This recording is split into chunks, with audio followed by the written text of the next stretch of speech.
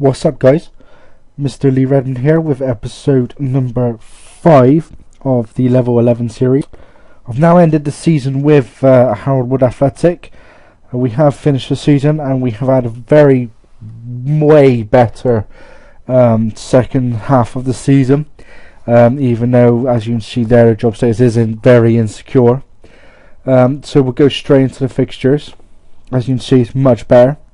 That was my last game of 5-2 caning away to Kingston Lacey. Yeah, that's right actually. I lost 5-1 at Hannikin's Farm. It was 0-0 at half time, which was really annoying. And then Ricky Brown penalty in the 48th minute put Hannikin's 1-0 up.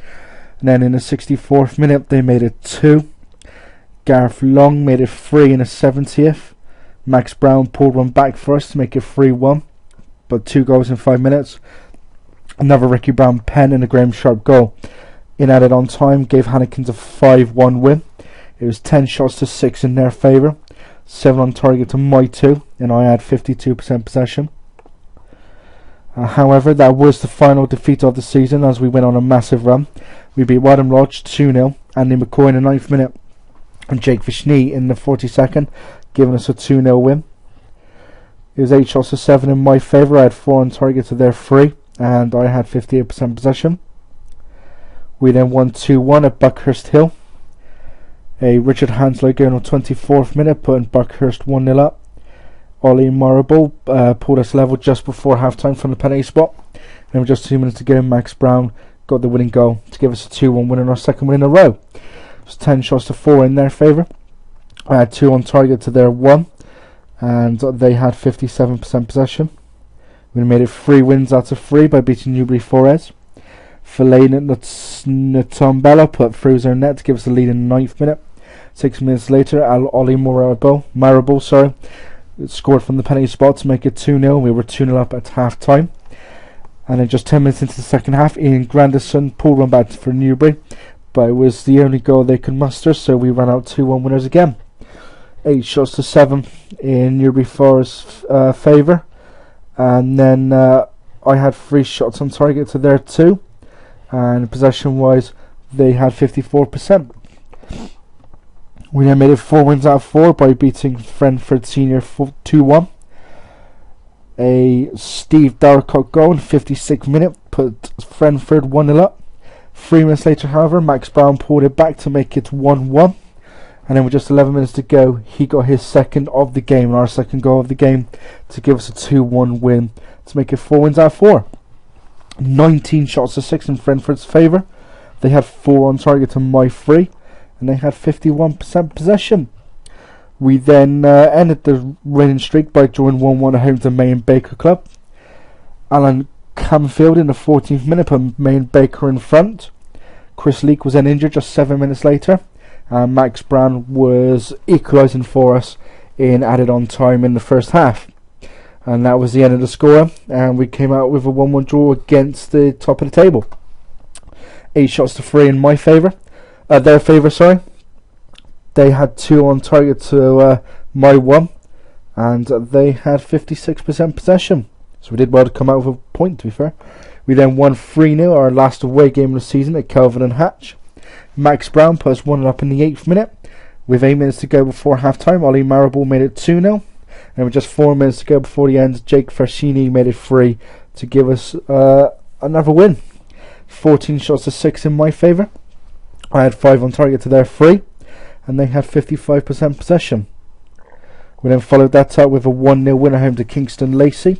Max Brown scoring the solitary goal in the 18th minute to give us our second win in a row. 16 shots to 4 in their favour. They had 2 on target to my 1, and they had 57% possession. And then to round off this section, we beat Southminster St Leonard's 3-1.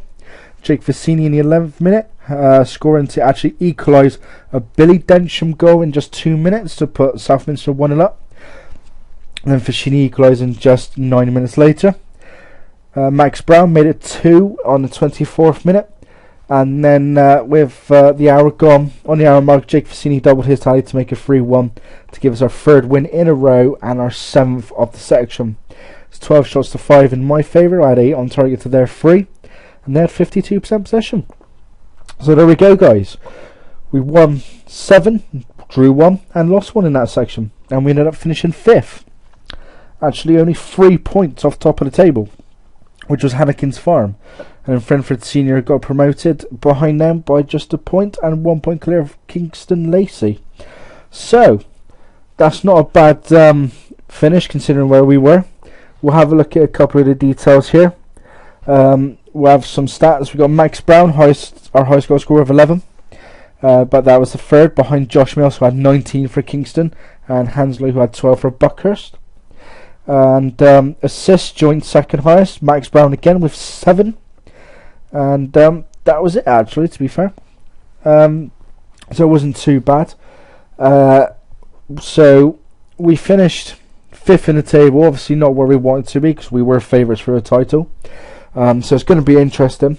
We'll have a look at the squad, and as you can see, or you can't see because they're on holiday, but the entire squad, I do believe, apart from Watson and Toynay, are wanted.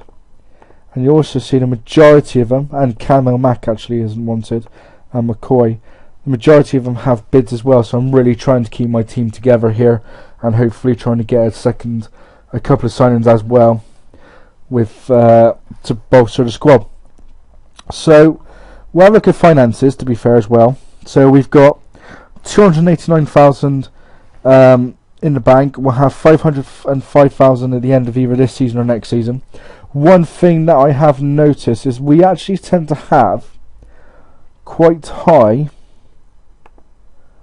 well, I say quite high, we have the attendances. So we have 97 there, 89, 87, 90, 102, 84, 100, 90, which, to be quite frank, is pretty decent.